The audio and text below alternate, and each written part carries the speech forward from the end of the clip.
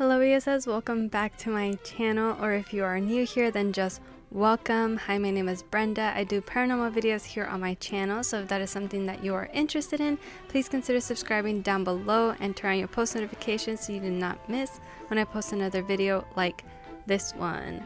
Now with all of that being said, let's go ahead and jump right into today's video.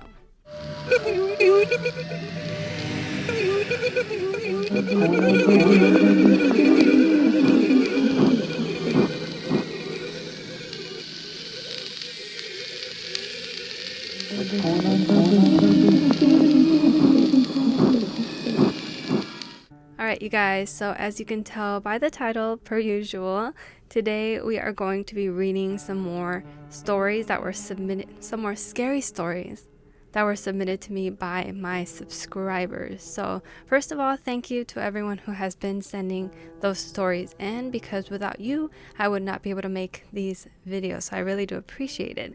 And if you want to, if you guys are interested in sending in your own paranormal experiences, the best way to do so is to send them to my email, and they do not have to be your own stories. As I always say, they can be a story that your friend told you that happened to them, or your mom, your dad, your uncle, your aunt, anybody. So it doesn't have to just be your own, but the best way to send them is to my email, beyondbs.paranormal@gmail.com. That is the only place that I read them from, so make sure that you are only sending it to that email. But you guys, without further ado, let's go ahead and jump into story number 1. Alright, and this one is sent in to me by Chelsea Lee. Alright, it says, "Hey Brenda, you can call me Chelsea. I have a good amount of paranormal or generally scary stories gathered from friends and family throughout the years. These are just a few stories of not only my own, but other family/friends encounters." Okay, so the first one. This first story is my first ever experience with the supposed paranormal. I was around 4 years old when this happened, and for some reason I have very vivid memory of this occurrence. I liked sleeping next to my mom when I was little, as I was very attached to her. One night it was the same routine.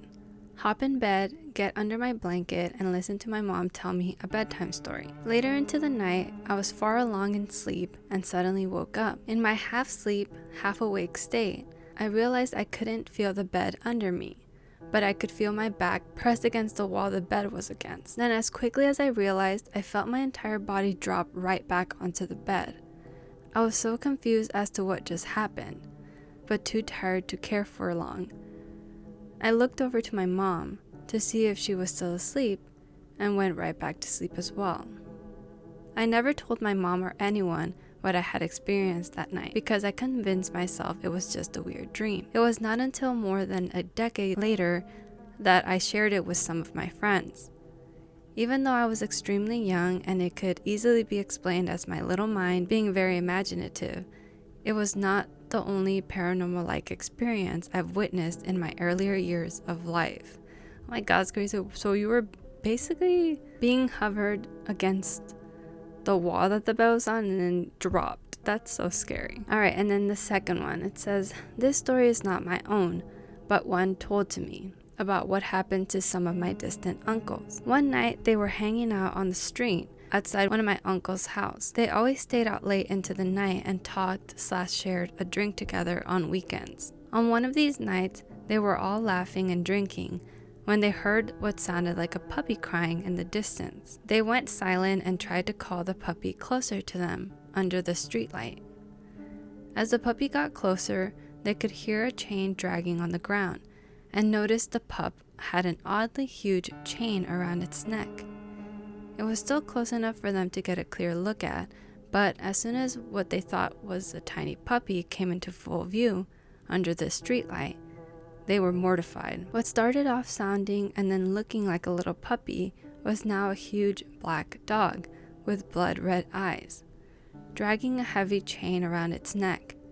It just stood there, staring back at my terrified uncles. As they stood in disbelief of what they were seeing, they finally gathered the courage to make a run for it inside the house and had no idea where the huge dog went. I live on a very tiny island off of the northeast coast of Venezuela and have heard of a creature similar to what my uncles encountered that night, which roam areas of Venezuela as well.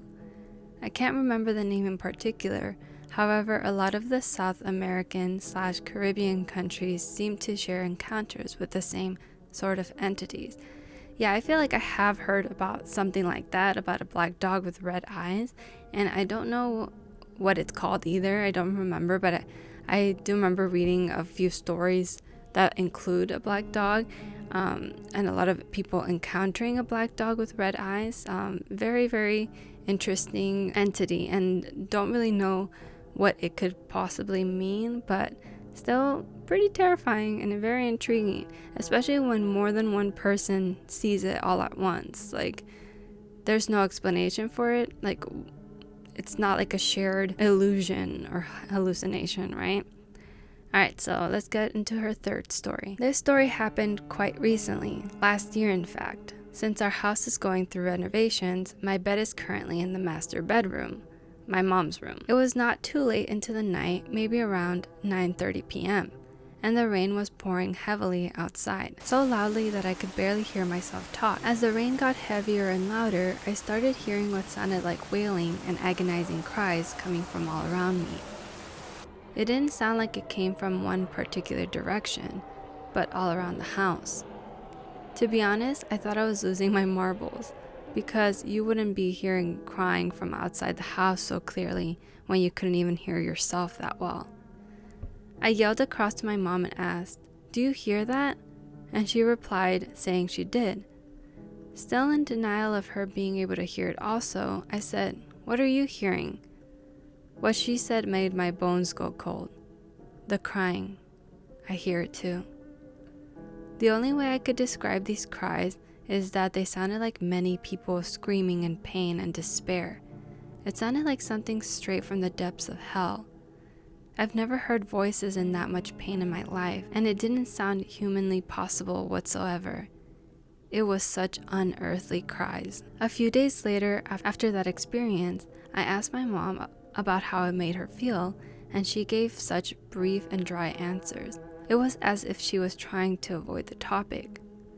What I think is that she is too scared to talk about it out loud.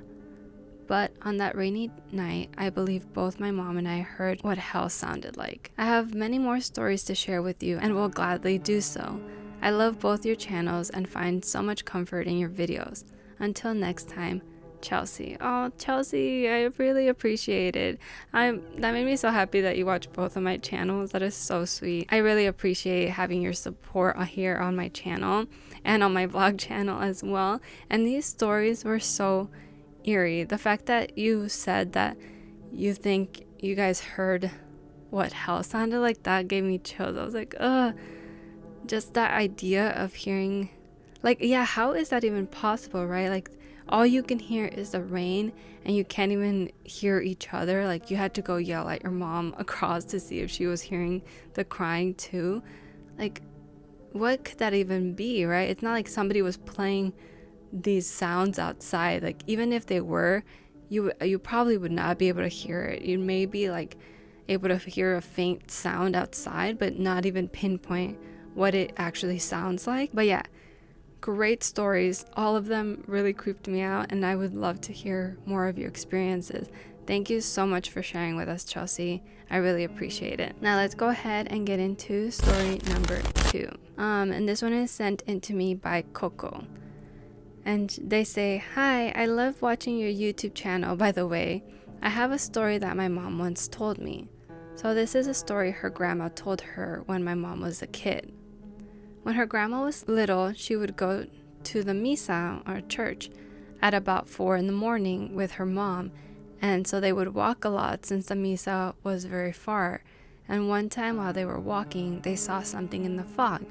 It was really foggy, and it looked like a giant, or it was a tall like man with a big coat that would flop around.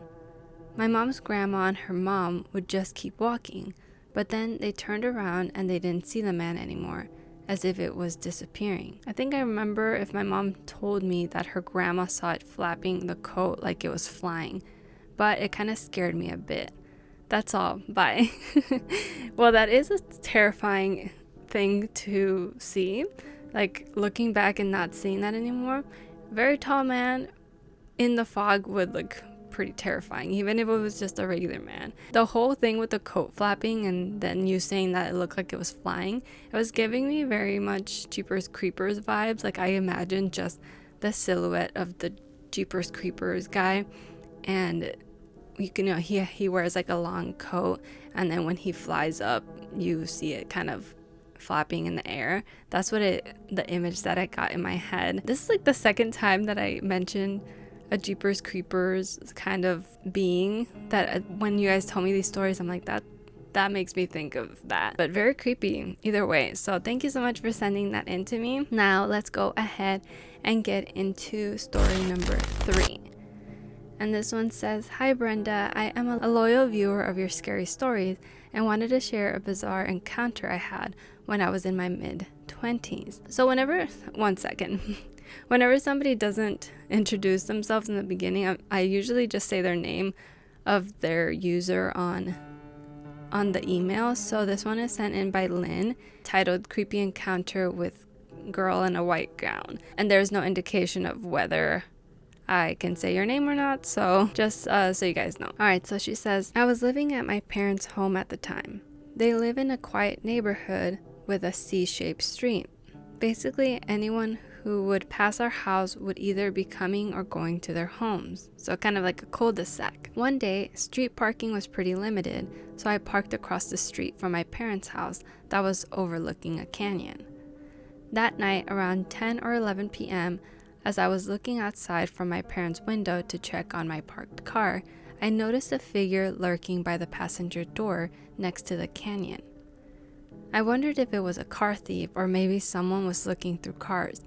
I called for my younger sister, who was 2 years younger, so she was also in her mid-20s, to ask whether or not I should approach the person. We had noticed it had a silhouette of a female, so I decided it would be worth my time to approach my vehicle and pretend as if I'm getting something from my car. I was hoping this would deter the individual from breaking into my car and move on. As my sister stood watching me from the house, I cautiously approached my car and took a good look at the young female. I noticed she was wearing a white gown with long black hair. She was a young girl around 14 to 16 years old, and she had her back to me. She was looking over the canyon. I yelled at a "hello" to make her aware of my approach. She slowly turned around and I could see she was in her PJs/nightgown and holding a teddy bear. I said hello again, but she did not answer me. It struck me odd that she was in her PJs and alone in our street. We're on a small street and we know our neighbors, but she wasn't familiar to me at all. She looked lost and in despair. I wasn't sure if this young girl was sleepwalking. She did not answer me. I asked her loudly from my driver's side door. She was standing on the other side of my car where the passenger side is. "Are you okay?" She did not respond. I asked again, "Do you need help?" No response. She just stared at me and then turned her back to me to stare at the vast emptiness of the neighborhood canyon. The situation was getting pretty awkward, so I hurriedly walked back to my house and told my sister about the encounter. She and I looked at each other and decided we should just keep quiet and hopefully she'll walk back to her home, safe and sound. I never knew what happened that night to that young girl. Did she make it back home, or was she something more? At that moment in time, it did not occur to me that she could perhaps be a ghost. Was she? We will never know.